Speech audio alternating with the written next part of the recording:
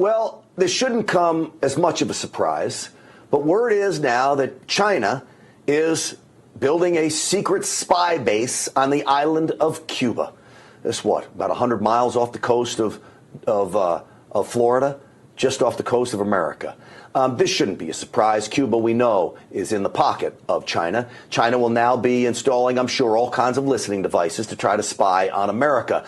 What we really need to know, though, is that China's already here in the United States spying on us with their secret police stations, and then, of course, inside the Department of Justice. So many cases of Chinese infiltration there. You know, I tell you all the time about the case of Miles Guo, the Chinese billionaire, the dissident who has spoken out so strongly against the Chinese Communist Party. He predicted the COVID virus being unleashed on the United States. He predicted the indictment of President Trump. And lo and behold, what happened?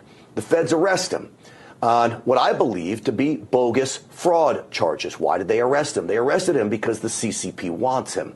Well, Miles Guo apparently has friends in Congress. George Santos from Florida has just introduced the Miles Guo Act because they don't want to see what happened to him happen to anyone else in the future. Listen to this.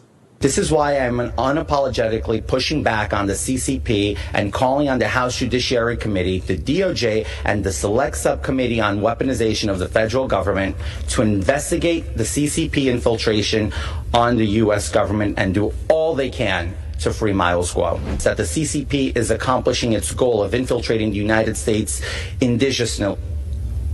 And all the while, perpetrators, the real threat to the American people, are let out on the streets, and harmless political targets remain behind bars with justice denied.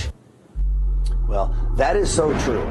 And all of that was talked about over the weekend at the new federal state of China's 3rd anniversary celebration, where my buddy, Steve Bannon, a founder of the new federal state of China, along with Miles Guo, spoke about all of this. 3 years ago, no one envisioned Miles Guo in prison except for Miles Guo. He knew every day that either trying to assassinate him, trying to grab him and bring him back to China to rot and die in some prison or be executed and tortured, or it happened here. The only question before us is, what are you prepared to do? Well, this is a question for all of us. And the reason I talk about this story is because it is a sad American story about how far our Justice Department has fallen into the hands, I believe, in many respects, of the Chinese Communist Party.